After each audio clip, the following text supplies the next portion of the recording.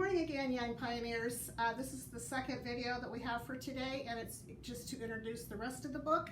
We're going to start with the chapter Indian Jamboree, which is chapter 21. It starts on page 263, and after we finish that, your job will be to read the rest of the book till the very end of it. So, Indian Jamboree. Winter ended at last. There was a softer note in the sound of the wind, and the bitter cold was gone. One day, Pa said he had seen a flock of wild geese flying north. It was time to take his furs to Independence. Ma said, "The Indians are so near." "They're perfectly friendly," said Pa. He often met Indians in the woods where he was hunting. There was nothing to fear from the Indians. "No," Ma said, but Laura knew that Ma was afraid of Indians. "You must go, Charles," she said. "We must have a plow and seeds, and you will soon be back again." Before dawn next morning, Pa hitched Pet and Patty to the wagon, loaded his furs into it, and drove away. Laura and Mary counted the long, empty days. 1, 2, 3, 4, and still Pa had not come home. In the morning of the 5th day, they began earnestly to watch for him. It was a sunny day. There was still a little chill in the wind, but it smelled of spring. The vast blue sky resounded to the quacks of wild ducks and the honk, honk, honking of wild geese. The long black dotted lines of them were all flying north. Laura and Mary played outdoors in the wild, sweet weather, and poor Jack watched them and sighed. He couldn't run and play anymore because he was chained. Laura and Mary tried to comfort him, but he didn't want to get petting. He wanted to be free again, as he used to be. Pa didn't come that morning, and he didn't come that afternoon. Ma said it must have taken him a long time to trade his furs. That afternoon, Laura and Mary were playing hopscotch. They marked the lines with a stick in the muddy yard. Mary didn't really want to hop. She was almost 8 years old, and she didn't think that hopscotch was a ladylike play. But Laura teased and coaxed and said that if they stayed outdoors, they would be sure to see Pa the minute he came from the creek bottoms. So Mary was hopping. Suddenly, she stopped on one foot and said, "What's that?" Laura had already heard the queer sound, and she was listening to it. She said, "It is the Indians." Mary's other foot dropped, and she stood frozen still. She was scared. Laura was not exactly scared, but that sound made her feel funny. It was the sound of quite a lot of Indians chopping with their voices. It was something like the sound of an axe chopping, and something like a dog barking, and it was something like a song, but not like any song that Laura had ever heard. It was a wild, fierce sound, but it didn't seem angry. Laura tried to hear it more clearly. She couldn't hear it well because the hills and trees and the wind were in the way, and Jack was savagely growling. Ma came outdoors and listened a minute. Then she told Mary and Laura to come into the house. Ma took Jack inside too and pulled in the latch string. They didn't play anymore. They watched at the window and listened to that sound. It was harder to hear in the house. Sometimes they couldn't hear it. Then they heard it again. It hadn't stopped. Ma and Laura did the chores earlier than usual. They locked Bunny and the cow and calf in the stable and took the milk to the house. Ma strained it and set it away. She drew a bucket of fresh water from the well, while Laura and Mary carried in wood. All the time, that sound went on. It was louder now and faster. It made Laura's heart beat fast. They all went into the house, and Ma barred the door. The latch string was already in. They wouldn't go out of the house till morning. The sun slowly sank. All around the edges of the prairie, the edge of the sky flushed pink.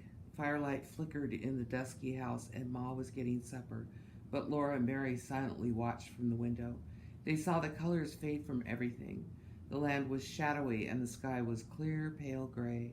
All the time that sound came from the creek bottoms, louder and louder, faster and faster, and Laura's heart beat faster and louder. How she shouted when she heard the wagon. She ran to the door and jumped up and down, but she couldn't unbar it. Ma wouldn't let her go out.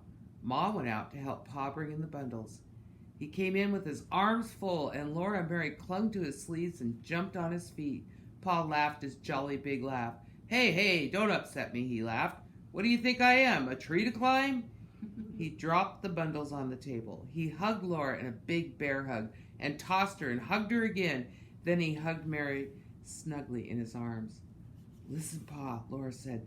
Listen to the Indians. Why are they making that funny noise? Oh, they're having some kind of jamboree, Pa said. I heard them when I crossed the creek bottoms. Then he went out to unhitch the horses and bring in the rest of the bundles. He had got the plow. He left it in the stable, but he brought all the seeds into the house for safety. He had sugar, not any white sugar this time, but brown. White sugar cost too much, but he had brought a little white flour. There were cornmeal and salt and coffee and all the seeds they needed. Pa had even gotten seed potatoes. Laura wished they might eat the potatoes, but they must be saved to plant. Then Pa's face beamed and he opened a small paper sack.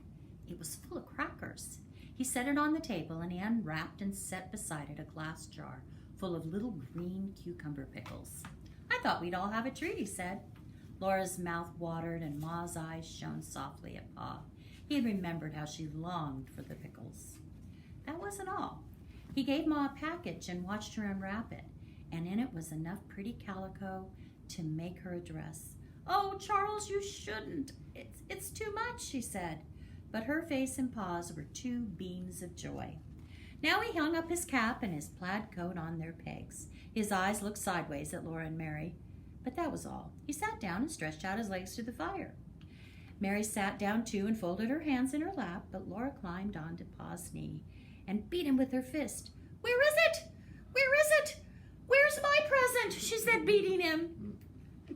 Pa laughed his big laugh like great bells ringing, and he said, why, I do believe there's something in my blouse pocket.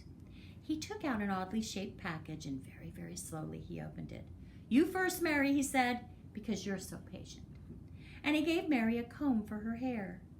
And here, Flutterbudget, this is for you, he said to Laura. The combs were exactly alike. They were made of black rubber and curved to fit over the top of a little girl's head.